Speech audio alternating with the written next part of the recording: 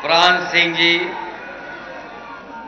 मंच पर उपस्थित पूर्व विधायक अरिमर्दन सिंह, सभी साथियों से निवेदन है कि चैनल को सब्सक्राइब कर लें। कुंभकर्ण यादव जी, बाबा साहब वाहिनी अंबेडकर जी के नाम से जो बाबा साहब वाहिनी बनी है, उसके राष्ट्रीय सचिव हरि सिंह वर्मा जी, गयन सिंह कुशवाहा जी, राजा भैया प्रजापति जी, छक्कन हाजी साहब,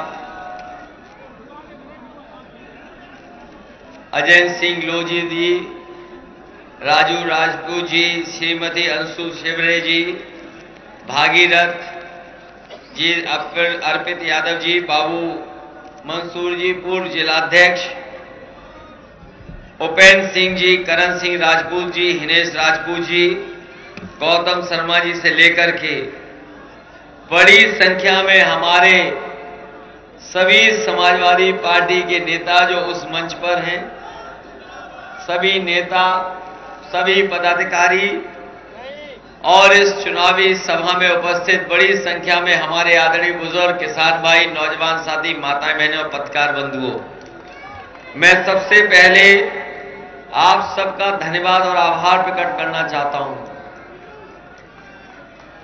मैं बधाई देना चाहता हूं कि अभी कुछ दिन पहले ही बहुत ऐतिहासिक कार्यक्रम हुआ था।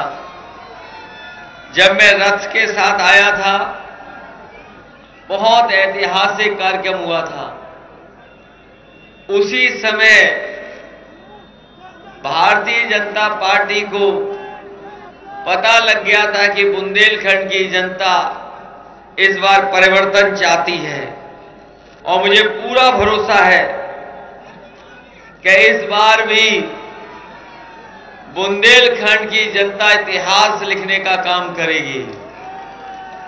जहां 14 में, 17 में, 19 में बड़ा समर्थन भारतीय जनता पार्टी को मिला। ये डबल इंजन की सरकार जब से आई है, ये डबल इंजन की सरकार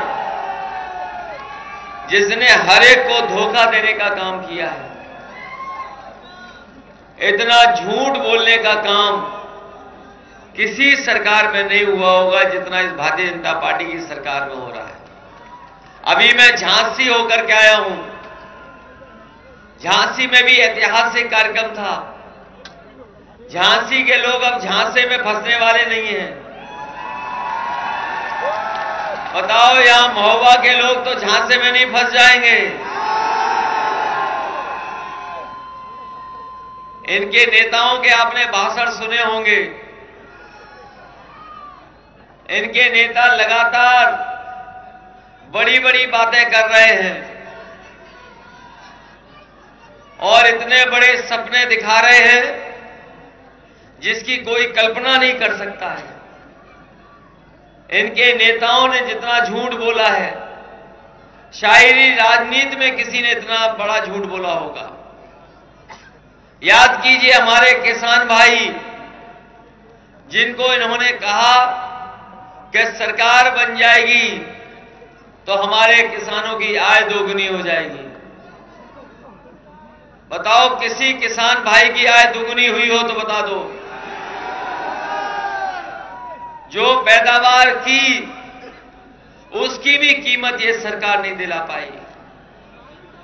चाहे अगर कुछ भी पैदा किया होगा किसानों ने, न सरकार ने सरकारी खरीद की और ना ही खरीद के लिए केंद्र खुलवाए, और जब फसल तैयार हो गई तब भी सरकार ने मंडी से लेकर के किसी का इंतजाम नहीं किया। सरकार ने किसी भी किसान की कोई खरीद नहीं की। पूरी की पूरी किसानों की लूट हो गई।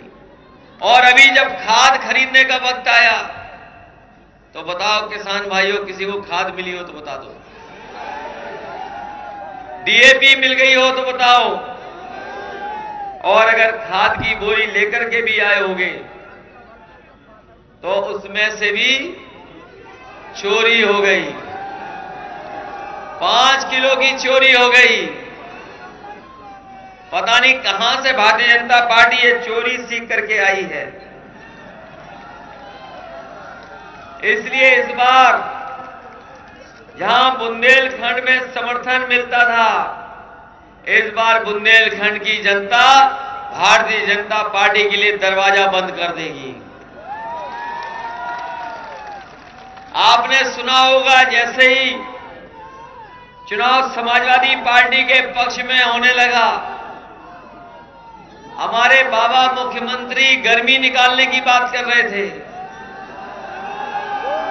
कह रहे थे गर्मी निकाल देंगे। लेकिन अब तो दूसरे चरण का भी वोट पड़ गया है। पहले चरण में थोड़ी बहुत गर्मी निकाली थी,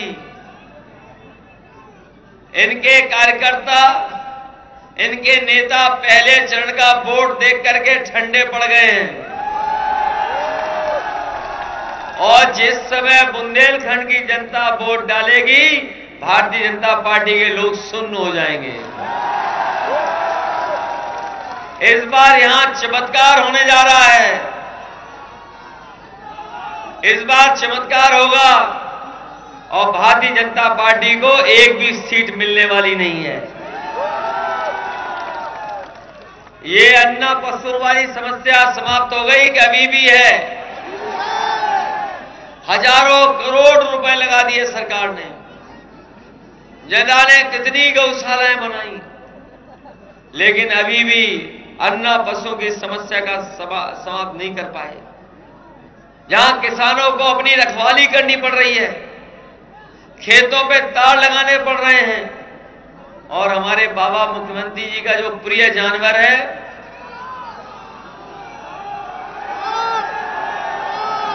उसने भी बहुतों की जान ले ली है। अभी हमीरपुर के लोग बता रहे थे, वहां भी जान ली है, झांसी में भी जान ली है, और हो सकता है महोबा में भी किसी न किसी की जान ली हो। इसलिए समाजवादी पार्टी ने तय किया है, अगर जानवर के मारने से, सांड के सींग के मारने से अगर किसी की भी जान गई होगी, तो सरकार से 5 लाख रुपए से उसकी मदद करने का काम करेंगे। ये नौजवान साथी जानते हैं, हम इनको भरोसा दिला के जा रहे हैं कि अगर मुख्यमंत्री जी कह रहे गर्मी निकाल देंगे तो समाजवादी सरकार बनेगी, तो सरकारी नौकरी, फौज में नौकरी और पुलिस की भर्ती की नौकरी निकालने का काम समाजवादी लोग करेंगे। और हम आपको ये भी भरोसा दिलाते हैं कि 11 लाख पद अभी खाली है, नौकरियां खाली है सरकारी। एक एक नौकरी निकाल करके अपने नौजवानों को देने का काम समाजवादी सरकार में होगा। हमारे बाबा मुख्यमंत्री की अगर आज शक्ल देखी होगी तो आप पता लग जाएगा क्या हुआ है, और अगर शाम को देख लोगे, क्योंकि वोट पड़ चुका है दूसरे चरण का, ये दूसरे चरण का वोट पड़ चुका है। अगर अभी मोबाइल खोल करके, टीवी खोल के देख लेना, उनकी शक्ल पे 12 बज गए हैं। और हमारे बाबा मुख्यमंत्री ने बताओ, बिजली का बिल भेज करके आपको करंट मारा कि नहीं मारा? जब भी बिल आता होगा बिजली का, तो आपको करंट लगता है कि नहीं लगता है? इसलिए समाजवादी पार्टी ने तय किया है कि जब सरकार बनेगी तो 300 यूनिट फ्री होगी, किसी को बिल नहीं देना पड़ेगा। और साथ ही साथ हम अपने किसानों को भरोसा दिलाते हैं कि उनको सिंचाई के लिए कोई पैसा नहीं लगेगा, पहले की तरह सिंचाई माफ होगी, और पूरे की पूरी सिंचाई और बिजली का बिल माफ करने का काम समाजवादी लोग करेंगे। जैसे 300 यूनिट की बात की, बाबा मुख्यमंत्री जी को समझ में नहीं आ रहा क्या करें। उन्होंने भी कहा है कि कुछ माफ करेंगे,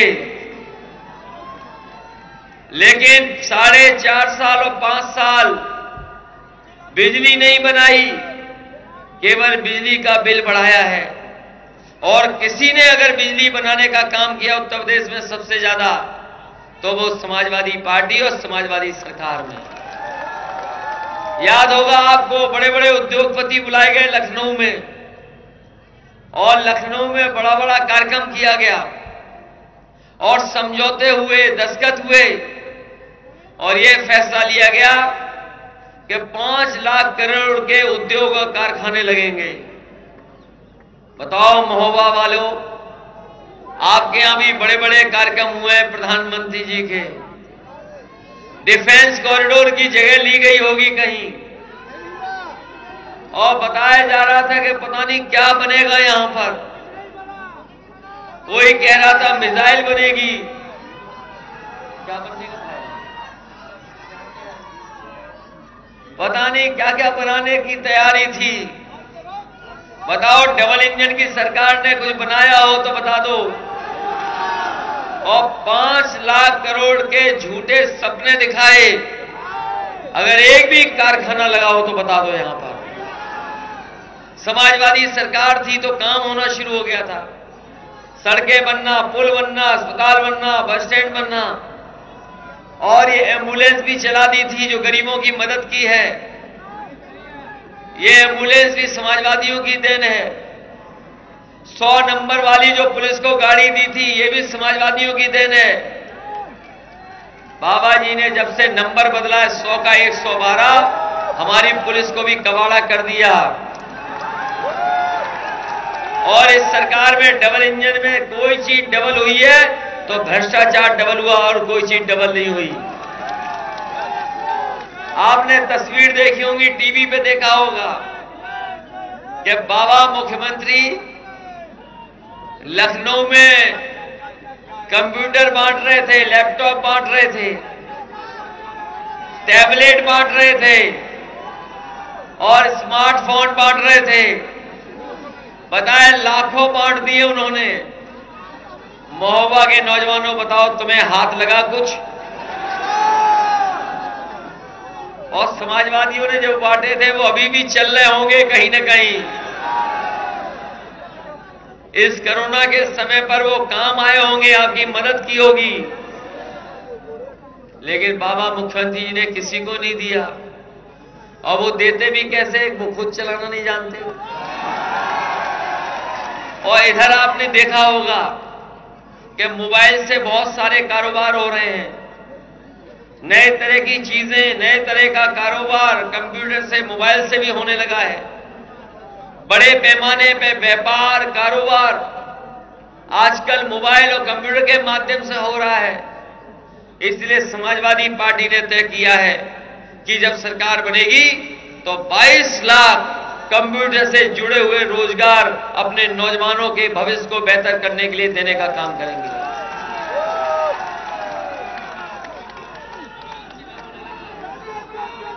ये हमारे बीएड वाले, बीएड और टीटी वालों ने तो पढ़ लिया होगा हमारा मैनिफेस्टो। कितने सालों से आंदोलन कर रहे हैं आप, कोई सुनवाई नहीं हुई। आपकी भी समस्या का समाधान समाजवादी सरकार में होगा। न केवल इनका, बल्कि शिक्षा मित्र, बीएड, बीपीटी, बीटीसी वाले और 69,000 जिनके साथ धोखा और अन्याय हुआ है, उन नौजवानों को भी नौकरी देने का काम समाजवादी सरकार में होगा।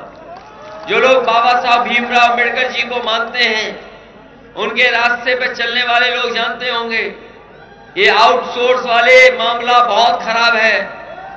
ये लगा